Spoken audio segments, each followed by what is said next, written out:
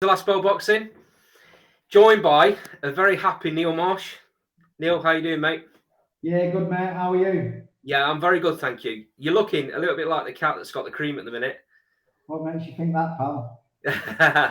Quite rightly so, to be fair. There's been a couple of massive announcements for your fighters just recently, and we'll jump straight into it. So we'll start off with David Avanesyan, who is just been announced will fight Terence Crawford on the 10th of December in Omaha, Nebraska. Terence Crawford's backyard. Don't get much tougher than that, does it?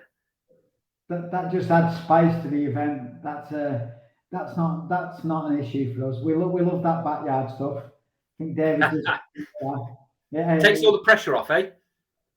Yeah, we've got nothing to lose anyway. We're so confident in David with his ability and his progress. You're going in against a pound for pound champion. It is what it is. There's no added pressure on us. We've got absolutely nothing to lose. Neil, break the timeline down for me, because to the majority of boxers, boxing community and boxing fans, this came out of the blue. Yeah, it just happened very quickly. I don't know the ins and outs, but I think Crawford's people were getting a bit fed up with the Spence saga, and there's always two sides to a story. But they came on, they offered us the fight. We had to do a little bit of work contractually. Happened very quickly, mate. They sent a very good, honest contract, so it didn't need loads of work doing to it. Queensberry, as experienced as anyone in the world. They added it up. I added a few bits. Marvin, my lawyer, who was busy with Tyson Fury, and it just got done very quickly, man. And that's it. So we're here. So it's like 36 hours, 40 hours, and we had a fight. So this has been put together by BLK Prime. What do you know about them? Very little, but enough.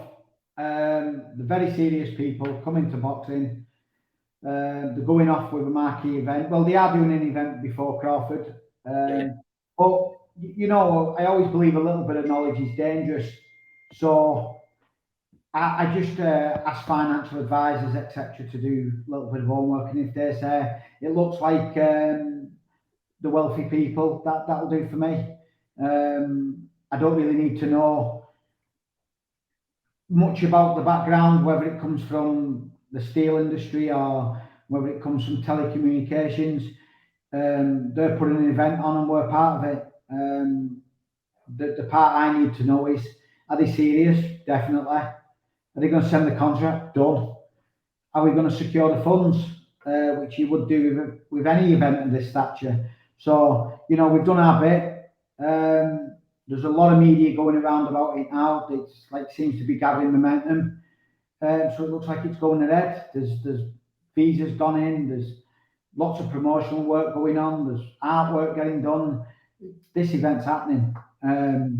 You got to trust Terence Crawford as well. That he's not just going to sign for a fight. What's not going to happen. But the thing is I don't want to speak about negatives. These guys have been brilliant to deal with. And I've got no doubt the event will go on. David's is a bit of a boogeyman of the division. Nobody wants to fight him. So you got to give Terence Crawford credit for taking this fight. I mean, from what I understand, he picked David. Yeah, definitely. But 38-0, classed as pound for pound number one, number two. They're not going to shy away from anyone, man. I think he's picked David for his style. Right. If you look at Mayweather days over the years, he'd always come forward fighters, Guerrero, Maidana, Canelo, different people. I think this style suits Terence, and I think he thinks he's suited for him. So we've just got to make him make a mistake, make him regret selecting David, to say the least. This fight, in my opinion, is long overdue for David. He's been right up there waiting for the opportunity. I was luckily enough, I spoke to David a few weeks back at Carl Greaves' gym opening. And you could see how frustrated he was. don't get me wrong. I know how much the European title meant to him. But he's chomping at the bit to get this big opportunity. He's now got it, and I don't think for 1 second he's going to let it slip. How did it come about? What happened with the European title? Because obviously you got a fight lined up. Yeah, David was in the UK and he was training for the EBU. We'd signed the contract. The Spaniards were messing around like they did with the original winning purse bid.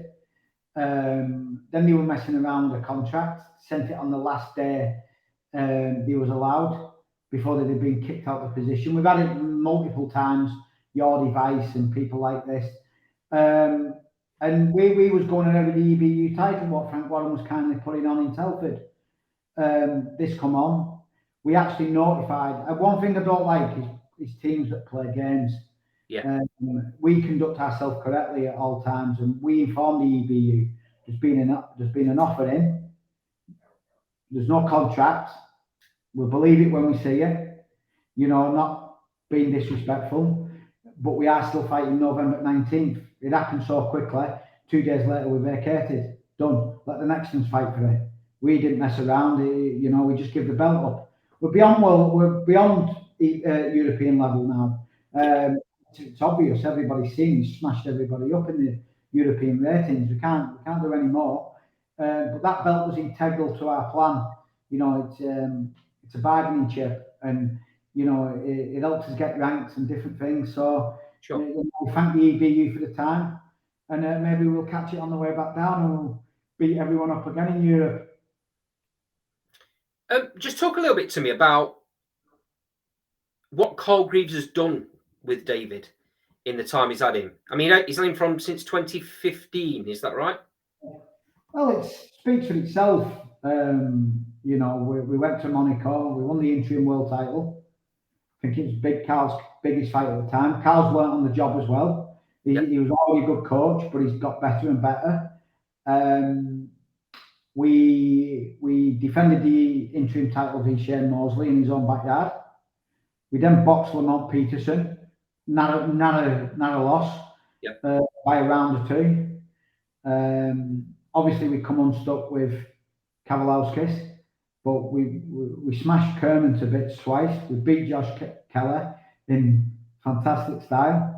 One what gives me great pleasure. Nothing personal with Josh, just the politics and the people around the fighters. Like I've said about Conor Benn. We beat Liam Taylor. We beat Metz. Some of the wins aren't as fantastic as what you'd like, as in stature.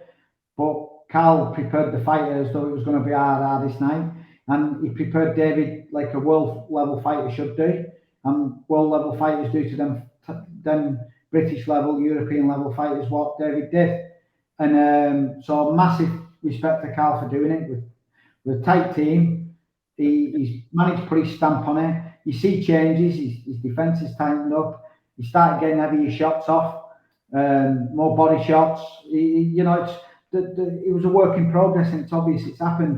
And don't forget, the first couple of years, David didn't speak a word of English. You know, he's having people in corner, license holders who were translating, and you know that's hard. That's hard. You don't want anyone over talking the head coach. But we got there, and we're here. And, well, that's definitely improved. That's definitely improved. Like I say, I had a conversation with David. His English is fantastic. Oh yeah, it's great. I have paid for a lot of. No one knows. I don't need tech credit, but when I first brought him here, I paid for the teacher to start teaching him English. I had him living in my house. I've had him in my kitchen. I've had him in my kid's bed. Lying on couch with my dog. And trust me, mate, it's not easy. It's not easy when you have a guy who doesn't speak a word of English and you're going through Google Translate and you're looking at each other. It's not easy. But I did a lot of hard work. Carl's done an hell of a lot of hard work. It's not just a coach. He probably does more work outside the ring. And I'm very grateful for what Carl's done on that. Words can't explain. Like we're not going to go into detail and say Carl's done this, Carl's done that, but Carl's done a lot of stuff what many coaches wouldn't do, and hence the tightness between them. There is a real connection there. Like I say, I was down at that opening, and you can see it. Yeah, it's fantastic, man. I saw just recently a little bit a Twitter beef between you and Ortiz Jr.'s manager. Yeah. That fight was obviously looked like it was going to get made. Yeah. For the mandatory spot. Was that fight ever close? And if so, what happened to stop it from coming off in the end? Yeah, we went to Mexico City out of my own pocket, campaigned for it. We got it ordered. We asked for Ortiz or Ennis because there was the next two available challenges. You don't hear many saying that. I'm sure if you look up WBC website, you might see me asking for them fights. Yeah. And then Ortiz's people said, "Oh, we've got a fight in January," which then went to March. He got injured, but at the same time as them asking for a fight, we asked for a fight. So then we did the Mets fight, and we're expecting to do it. But you know, I'm not going to start accusing people. But from what I gather, there was other promoters mixing bottles, saying David's only got a Russian passport. He's not eligible to fight for WBC because of the war. You know, certain promoters very bitter, man. You know, I'm not going to listen. I'd love just giving one of these, and very, very bitter, very, very, very bitter. And we're hearing bottles are being mixed about passports, and they tried. Golden Boy then put a low offer in, and obviously it's not going to get accepted. We were never shown a contract. Frank Warren rung me and said, what price does it need to be? We named the price. Frank said that's reasonable, no problem. And they tried to lowball Frank, and they tried to get us out of the position. And obviously they made a good, pieces now. I spoke to him in length the other day, and then I was surprised how little he knew about the all of the events. And then when I told him the actual facts, he could understand. And Rick apologised to me, and respect where it's due. Thanked him, and I've outed him on Twitter because you can't be found out if you're telling the truth. And I'm not having a go at Rick. I just think he just wasn't in the full knowledge of it. He tried to get us out of the position, and it didn't happen. And I thought the WBC would have just ordered the fight. David has an Armenian passport. We've provided proof of the Armenian passport. Things like this take time. No one can say that the war didn't go on. It's still going on. There's people losing their lives. It's a bad time for people. David is Armenian. Put his name Avanesyan in the computer. It's an Armenian name. His family are Armenian refugees who Russia took in. The problem was David was registered in Russia. But, he is Armenian. But then you put a low ball offer, then all of a sudden they're shouting their mouths off. You've had the contract. Show me one email or text message saying I've had a contract. There isn't one. There's not one. It's all right, people shout their mouth off and go and say a few little bits, but they can't back it up. They have a little spur. I can back everything up I ever say, ever. And there's not one contradictory video out there on the internet what we say. Because you know how hard it's been getting an interview with me. I've not done one. I don't want to be a manager who's putting himself about. I don't want to do it. But another platform said it really, really well. He said, "You only come out and fight battles, and by the looks of it, you don't lose them." Something along them lines, and it's true because why go out and fight every week and shout your mouth off and do videos every week? You like prime example Eddie Hearn. I don't like the man. He don't like me. But I've not done nothing wrong to him. He's very bitter. And some of the things he said, like David, career had stalled. We had 2 fights already in 2 years, and in the last 12 months, I've given 2 European title fights where he gets more money than the 2.5 year. We get Virgil Ortiz and a war stops there, and then we get Terence Crawford. But boxing's timing in and out the ring, and Eddie put his foot in it. He turned around and says, "The career's stalled. Well, if this is stalled, we're fools." So let's. Speaking of that time at Matchroom, so you have the Josh Kelly fight, which, in my opinion, Eddie Hearn thought Josh Kelly was going to walk through, and I think that's why he made the fight with David. I think he thought Josh Kelly was going to win that fight. That obviously didn't happen. and then all of a sudden nothing. So can you explain? I mean, there's been rumours that Boots Ennis was maybe on the table, that Alexis Rocha was on the table. Were they realistic, or was that just pie in the sky? No, we got offered Boots Ennis before the Kelly fight, before we went with Matchroom, I think it was, but it was $80,000. You get 35% tax or 30% tax. So that's $50,000. Then David's got to pay his manager, his coach, and his training camp. As if we've got to fight Boots Ennis for that.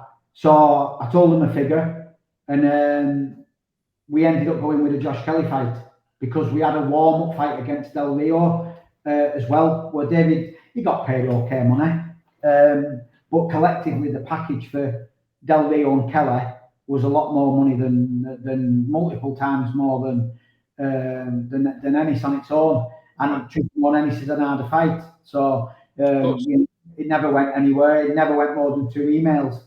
And then the Alexis Rocha fight was what Eddie's very good at. He only tells you the only thing Eddie's ever said is he refused an eliminator against Rocha, and we did. We refused that fight. What you don't realise is the contract had been breached multiple times. They'd not delivered anything they'd said. There was, I think Eddie had an hard-on that he wanted Josh Kelly. Yeah. And then after the Josh Kelly fight, I said, we knew that they wanted the European title for Ben. So very diplomatic. I said, listen, we'll give Ben that European title, no problem, just get us a big fight. They offered us Yulusinov, we accepted it. They offered us Virgil Ortiz on the Golden Boy show, we accepted it. And they couldn't make both fights. And I think Yulusinov got released not long after. I think you can see why. Yep. And then Ortiz never got made. After, because obviously you've gone back a bit before. I was asking for the Ortiz fight here. Now, what had happened is I immediately told Matchroom that you've got X amount of time to provide us a fight. I don't think it's been fair. He's not fought. You've got to give us a fight in this time, and nothing happened.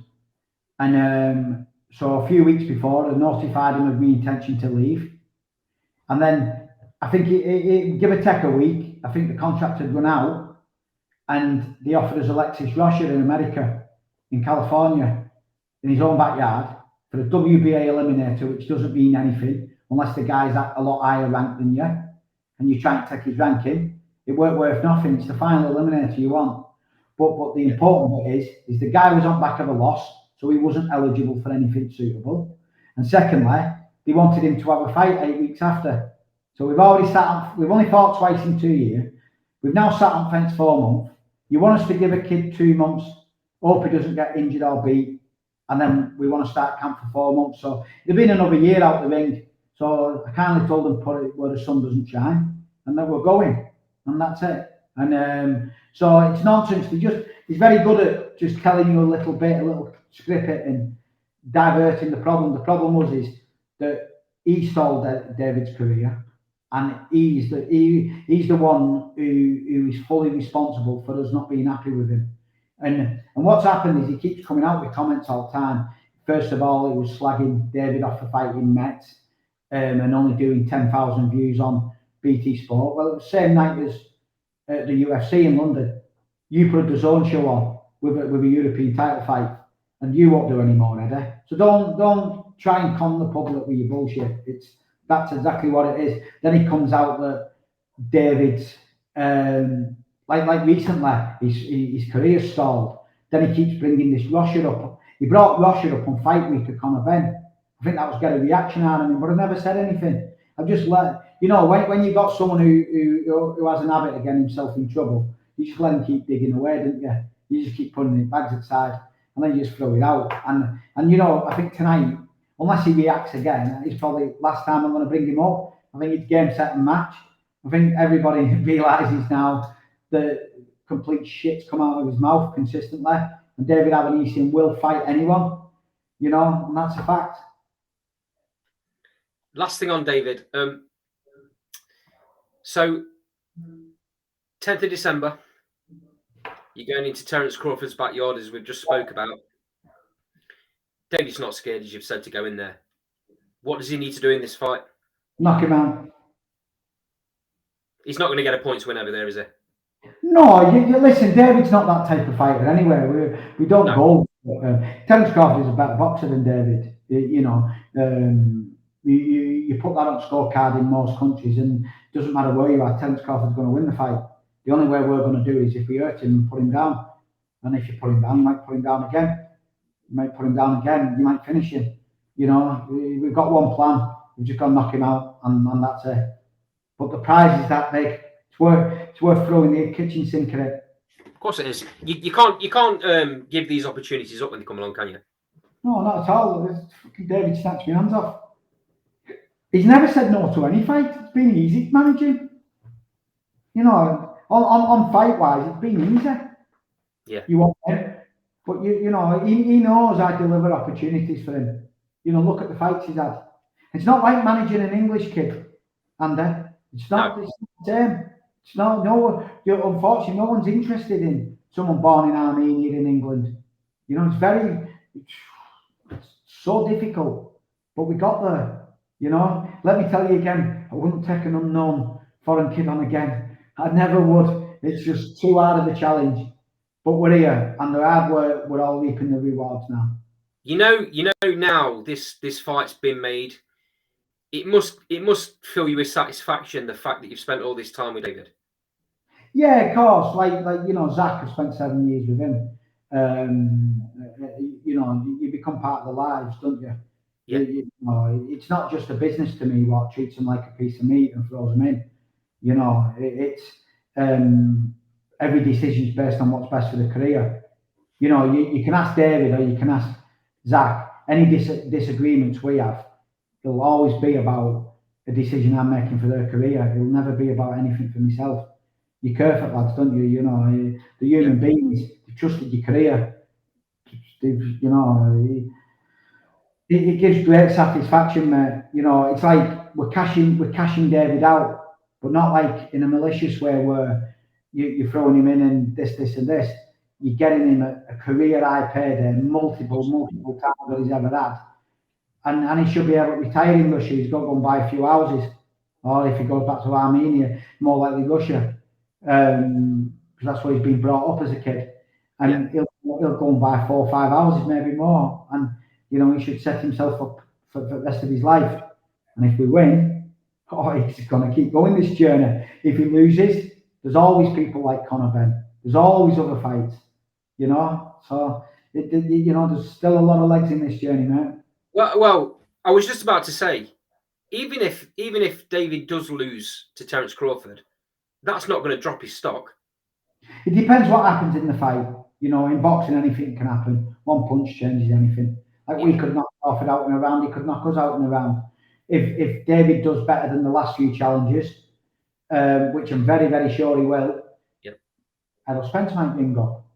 Virgil Ortiz and Ennis are going to want someone of that stature. So, and then it's show me the money.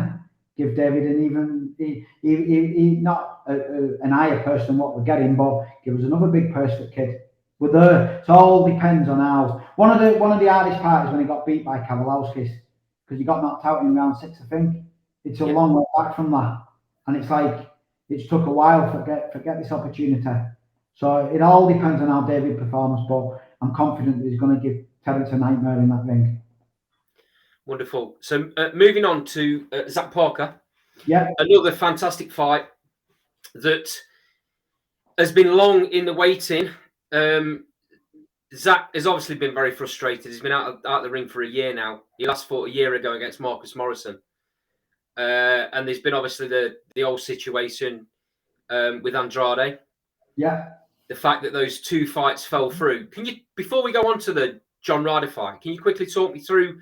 Sorry, mate. I just had to do that. Sorry. No problem, mate. Go on, mate. What are you saying? Can you quickly talk me through the timeline of those? And the John Ryder fight. No, the first big came in, Demetrius Andrade. He wanted to move up to super middleweight. He was chasing the Canelo money. So Andrade just expected Eddie Hearn, my best friend, to win the purse bid, put it out in America. And Eddie did put a strong bid in. Right. But Frank Warren won.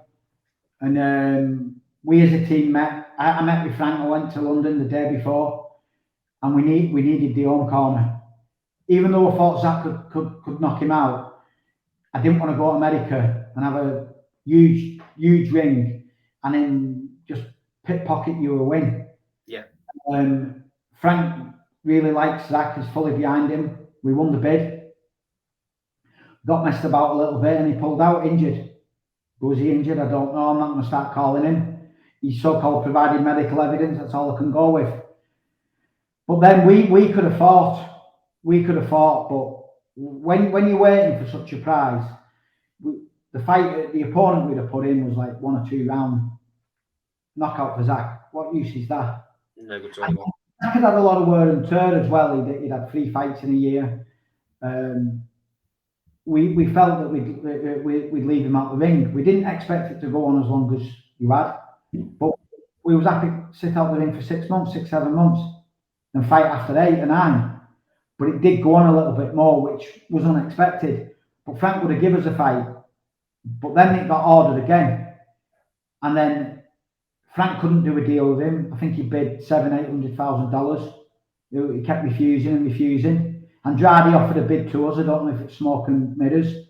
Same offer for us to go to America. We just said, no, you're coming to England. We knew there was no one backing him. You know, Frank's experience, there's no one he doesn't know. There's nothing you can say or do to Frank what he doesn't know. So, you know, you just got to be straight with Frank and Frank will respect you. And Andrade wasn't being straight with him. And we won the purse bid. He quickly bailed, which we don't blame him, considering the money he was getting off Eddie at the time when Eddie and DAZN was a little bit more flush. And we then looked through the rankings, and there was John Ryder number 3, Belanga number 4, I believe, or number 4 and number 5. They were the next available challengers. Plant had a fight. I think the next one after that was the Catalyst. We spoke to Zach. He looked at rating. Igiov was in there, the Russian. He couldn't fight because he's purely Russian. And we spoke to Frank and we just said, we want Ryder, we want Belanga, and then we'll have the Catalyst. Zach could fight anyone. He just said, I just want to fight. We need fight now. We said, okay. We all agreed that a British domestic fight is what he needed for his resume. And John Ryder's a better fight than Demetrius Andrade. I think Andrade's a little bit harder fight. No disrespect to John, but the styles make fights, and I think it's a lot better fight, especially for Zach. Frank just said it's in the contract, and then, excuse me, turning out all the bullshit what went on with Eddie and Conor Benn popped up. So there was a bit of a delay, which you can't blame Eddie for the delay coming back. But they sent the contract. Obviously, we had to then make a couple of amendments because by the testing and different things we wanted in there, and John Ryder agreed to everything, and the contract come back pretty quick. So got no issue with John Ryder. Thank him for opportunity. I actually thank Eddie for allowing John to come across. He didn't need to, and you know, I've been very vocal about Eddie, but let's just say it out loud. I don't like the way he's treated us, and me and him know what we're on about. And there's things that I haven't put out what he knows, and I'm not going to step over the line of unprofessional. But, you know, he didn't need to let John Ryder come across here. I don't wish him any misery. I don't wish him any good luck. But, you know, business is business. Maybe our paths will cross one day, I don't know. It'll take a lot for me to go back anywhere near him, to be honest. But John Ryder come across. I thank Eddie for it. I don't wish Eddie any bad luck. And we're here now. We're a few weeks away. We've got a great fight for Zach topping the O2. Zach had a newborn baby 2 days ago, baby Nova, who were all made up. He's got extra mouth to feed. And Zach had a lot of politics himself, like David did with Eddie, with the previous promoter. Lots of empty promises, and that was a difficult time, mate. Really difficult. And I just, I'll let Zach speak about that. I don't want to be the one alienating people all the time and different things. Zach will say that as well. It's such an hard job being a manager. You know, and the fact is a lot of managers won't speak their mind. I will. Yeah. You know, I conduct myself well. I'll never screw a promoter. I'm always honest with him. I'll never lie to him, but I just expect the same back in return. That's why me and Frank get on. Me and Frank, you know, me and Frank's team have a few debates now and again. And I pull one way, he pulls other. But we've always said as long as we're true to each other and honest, we'll always get there, and he has. And he's been the best one to work with. So I've gone all in with him, and I don't see doing much with anyone else. You know, I thank him for what he's done. For God's sake, he gave Zach 3 quick fights like he promised. He then backs nearly $2 million bid for Zach. He puts him out in his home stadium. Then he wins a purse bid again. Then he makes John Ryder. What manager wouldn't be happy with that? What manager wouldn't be happy? I thank him from the bottom of my heart. And then you look at David, signed David. He put him out in the next fight when all the world were going berserk, and all other promoters again, by the way, were campaigning saying, why are you letting a Russian on that bill? A lot of things people don't know about why I'm angry with certain individuals. But it'll all come out one day, you know. So, and that's it. And so that's where we are. So it's all good. You mentioned a minute ago about Frank Warren winning the purse bid for Andrade. He's done that quite a lot recently when he's gone head to head with Matchroom. Do you think this is a turning point in promotions across UK? Yeah, Eddie's always had the strength, but with $1 billion behind you, you know, I'd have done a lot better job, I'm telling you, and that's a fact. And it's easy when you're spending other people's money. And I think Frank said one day, he said, you have ups and downs in boxing. And Frank's been through them all. Eddie's only been on an high. And Frank, I remember another conversation I had with Frank's team, Andy Erling, about 5 years ago. He was signing a lot of kids. He wasn't really getting the GB kids and different things at the time, but we were getting a few youth kids and did like Dubois Comfort Youths and things like this. And I've seen it grow and grow and grow and grow. And if you look at the heavyweight division, for example, they've got Fury as the lineal champion. Then you've got Joyce and Dubois blocking other routes, and we'll get their opportunities at bigger levels. He owns the heavyweight division. You know, there's Usyk. That's it. And that's a big prize when you own the heavyweight division. But Frank's got a lot of good up-and-coming kids coming through. Zach Parker, for one. I know Zach's 28 now. Anthony Yard, Mandashif for Berbatov. There's a lot. What Frank has built isn't going to be reversed overnight, and it's going to get stronger. And I look at a couple of years ago, you'd see Eddie signing most of the kids straight away, you know. But even Sky's come into play, and you look at some of the GB kids like the Welsh girls who signed for Sky, and you look at Fraser Campbell and different things. So the Eddie's not getting first shout with all the kids anymore.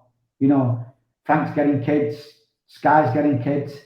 I just think it's got to be an hard few years ahead for Eddie. And I don't want to keep going on about him, but there is a shift in the promotional things, and I think what Frank's done is financially is a lot stronger.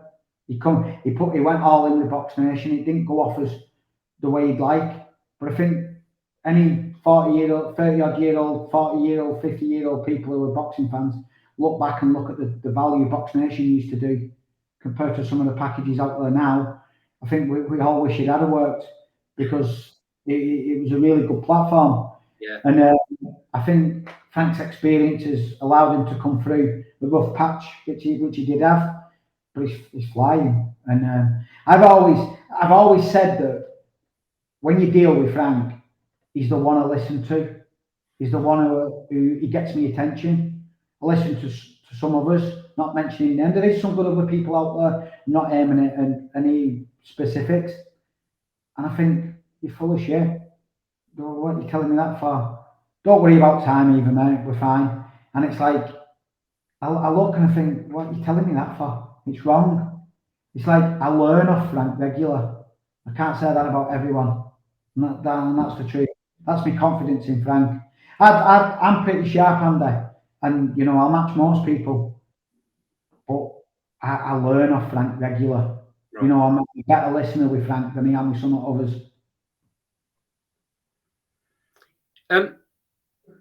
Going back to Zach a second, So the last time he beat Marcus Morrison, stopped him in 4 rounds. Yeah. He did a better job on Marcus Morrison than Chris Eubank Jr. did. Has that fight against Chris Eubank Jr. ever been touted? Yeah, Frank made an offer to him. Was it before Andrade Perspid won or after it? It was a while ago, and we made the offer. I think it was before the Andrade bid, and nothing come of it. He made an offer for Conor Benn for David, but not going back over David. The Sowlands who were looking after Chris, they know what Zach's about. They know how dangerous Zach is, and they won't put Eubank anywhere near him. They actually know how dangerous Zach is, so I've got no issue. I've got no. It's like the Conor Benn situation. We never thought that fight would happen. Chris Eubank won't happen ever, and you know, it's a shame really. But comparing performances, Marcus Morrison is a real tough kid, and I know Denzel Bentley took him out after, but Zach's changed Morrison's future. You know, it broke him in my opinion, and I wish Marcus all the best, but that's a fact. And Zach was just like a dog with a bone on that night, and Eubank struggled with him. And boxing's levels. I think you know you can't always judge it off one opponent or certain things. But if you look at the way it happened, I think you can do some comparisons. For sure, you can. Zach's a killer, mate, and you're going to see he's lethal. He's got an array of punches. You can bang with both hands. He's dangerous, and that's why we haven't been able to get him the chances. I think Ryder's come across because he was getting a bit tired of promises. I think he may have got Canelo, never happened. May have got Mungaya, never happened. May have got Belanga, never happened. At some point, Ryder needs to feed his family. And we're the beneficiaries. Do you think the boxing fraternity know, like you've just said, what Zach's all about and how dangerous he is? Do you think the general boxing public sleep on him a little bit? Is this his defining fight to introduce him to the wider boxing public, do you think? Yeah, you're probably right there, mate. It's like we matched it. We needed rounds. So we matched him against 3 kids who would get rounds. We thought Morrison would give him rounds. Kushinov had never been stopped. We thought he'd give him rounds. We thought Alexander definitely would have given him rounds. And he smashed them all bits. And unfortunately, you know, I always respect all the fans' opinions. But if you put 3 foreign kids in and you put 1 British kid in, you're always going to be judged on the British kid far more than you are the foreign kids. I know Rowan Murdoch, and I fancy the Rowan Murdoch fight probably as hard as the Ryder fight, if not a touch harder. And I'm being honest, and we'll never get the credit for that because they just look at him as an Australian. No one knew him. He had no one on his resume. Oh, you knocked him out. That's it. But the British kid is what we need on the resume. That's what everybody will look at, and that's what we'll get judged on. And that is the breakout fight. And we're here. 3 weeks away, is it? What is it? 3 weeks tomorrow? Yeah, it is. It's coming quick. It's coming quick. Zach had got his heart set on fighting at Pride Park. Yeah. That original Andre fight was made for Pride Park, wasn't it? Yeah. That's obviously fell through. He's now fighting at the O2, which is a massive venue in the UK. Is Pride Park still an option for the future for Zach? Yeah, 100%. You know, we haven't really discussed it, but I think we're going to try to revisit it in May because Zach could get made up to world champion here. And then why not bring an American in like Belanga or Daniel Jacobs or see what happens with Plant and Benavides? You know, bring a loser in or something like that. You know, there's loads of options. See if Billy Joe wants to come out the woodwork. See if Chris Eubank at Pride Park be fantastic. But listen, I'm no illusion. John Ryder's very experienced. He's going to be a tough fight. I'm more confident in my own guy.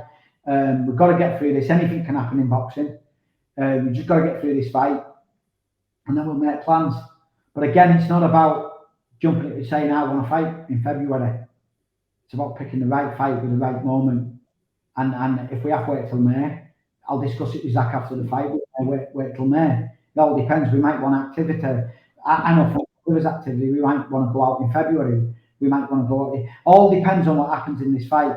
Like I said, boxing could end in a round. If Zach knocks him out in a round, come on, Frank, we won't be out in February. But if it's a grueling fight, we might want to rest Christmas, enjoy his new family, enjoy his family. We're not in a rush. He's 28. We don't make decisions on throwing him in. We'll make the right decision at the right time. And as long as he comes out of this fight the winner, we will visit Pride Park. And let's hope we can do it in May against a big name. I look out for that. I'd like some front row tickets as well, mate, if that's all right.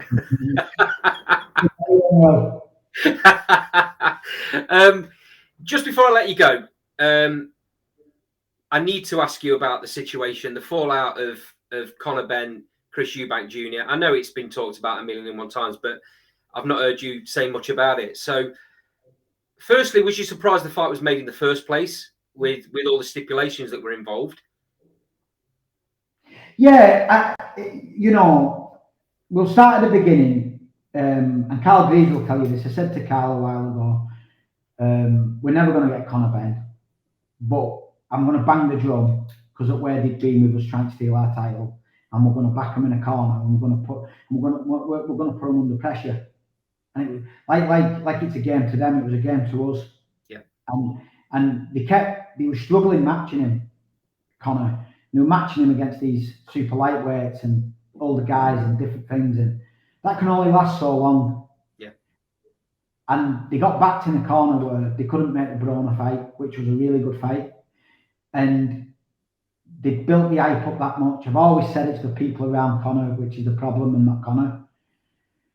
And they got in a position where there's not a lot you can do with him. You can't get near the welterweight belts. We've found that out. Yep. The only achievable one, which was the route they were going, was the WBA. And they didn't fancy Stanios, or else they could have made it. So they couldn't do a lot with him. And so the Eubank fight, business-wise, I thought it was a great idea. But I think it was just a mismatch. I think Eubank would have stopped him comfortably. But then when I start looking at the other stuff, like the Sauerlands agreeing 157 and to keep him £3, was it, overnight? This is just my opinion. I think that's shocking. And I wouldn't do that with any fight for any amount of money. That's dangerous. And I look at the £3. Don't ask me. Ask fighters who at championship weight how they'd feel for £3. That's dreadful, mate. What is it? 2.2 pounds in a kilo. He's never made 157 in his career. Mate, it's barbaric. And I remember Eddie doing interviews and they were saying it's like the IBF the next morning weighing. They had so many chances to say what it was, but I think they knew that if they said it, that bad press would have come out. Yeah. And the reason I haven't gone in on Conor is my heart for a young man. It's disgusting what he's been caught with. It's obvious what's gone on. I'm not buying this little chases. If you'd have tested him 2-3 days more, then little chases would have been more chases.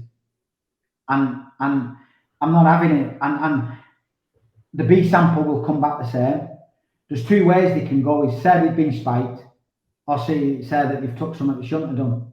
Well, the news has come out, hasn't it, that there was 2 tests now that were positive. So come on, guys. And listen, I'm being careful what to say, but I've been sympathetic to Conor. It's like he deserves a ban. He deserves a 2-year ban.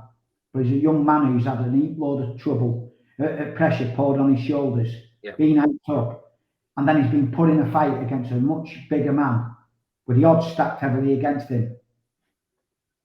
I'm not saying I can ever justify anyone going on the gear if that's what he's done. But as a young man, he's made a mistake, and if he has and made that decision based on I'm going in against a bigger guy here, you know, I wouldn't have any of my fighters ever go on the gear, and I don't agree with it in any way. But a little bit of me thinks that's why he's done it, because he's going in an unfair match against a bigger guy. And I don't like. You had a national treasure in Conor Benn. you could have developed him into an absolute. If I'd have been handling him, it'd have been challenging now for like a British title. Mm-hmm. You know, we'd have done earlier titles and different things. That's where it'd have been now. And I like even the job they've done. I like the Louis Ritson fight, you know, for him. I think that was a good fight for him.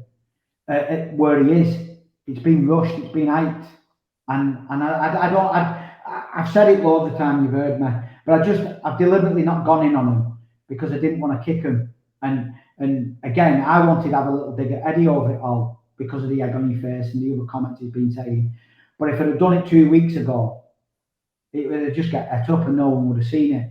A couple of interviews I have done, everybody's seen. And you know, it's boxing's timing, and I just feel that it's not about, it's the way they're handling it. It's like you get Callum Sowland saying, we're going ahead with this show, I'm confident. Then you getting, oh, it's the board's fault and this ain't happening and this. It's all contradictory.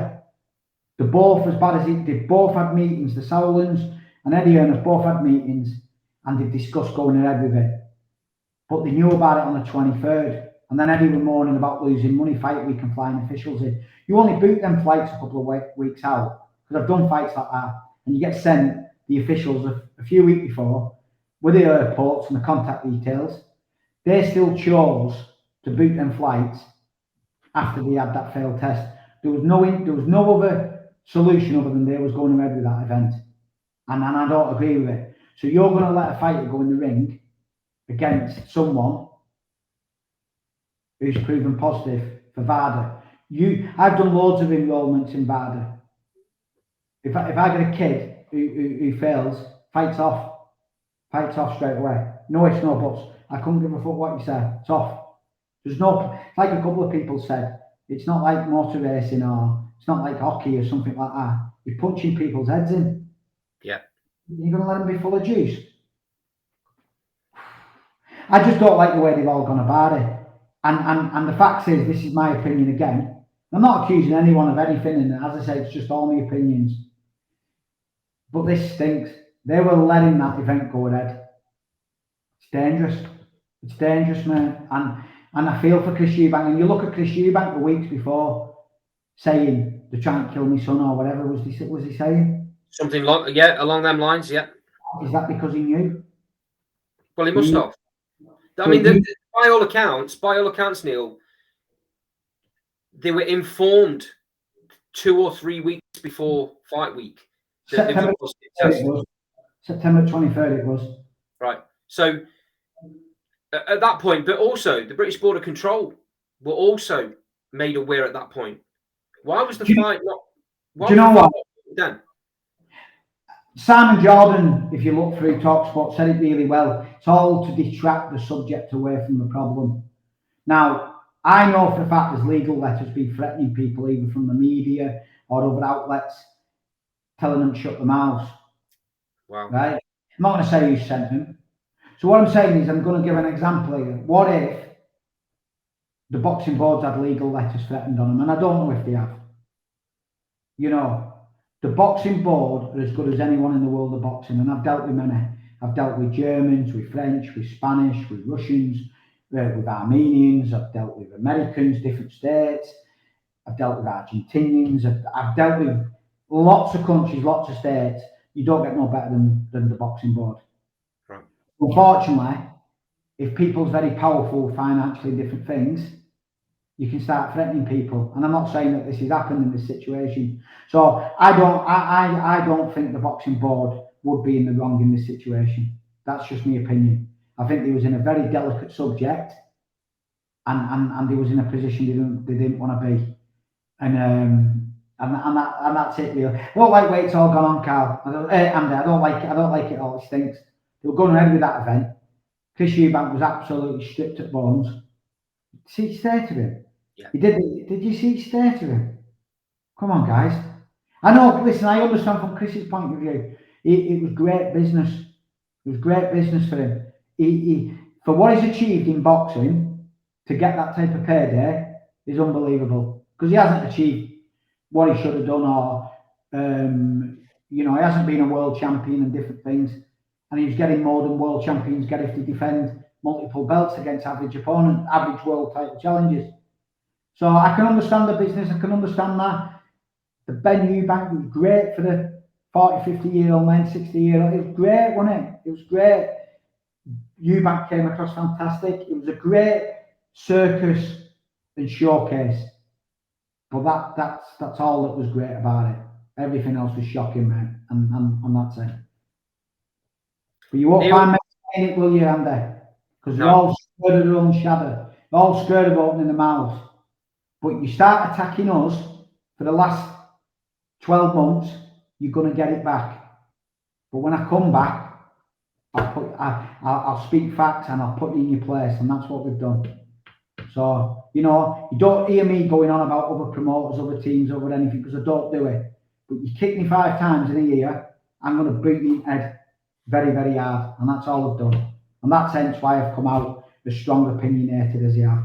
And I'm now going to go and disappear, and I'm going to enjoy my fights. I hope I don't get egg on my face. Hope David knocks him out, hope Zach knocks him out, and enjoy my Christmas. Neil, on that note, we'll call it a night. Thank you very much for your time. Good luck with everything you do, guys. Appreciate it. Thank you, mate. See you, mate.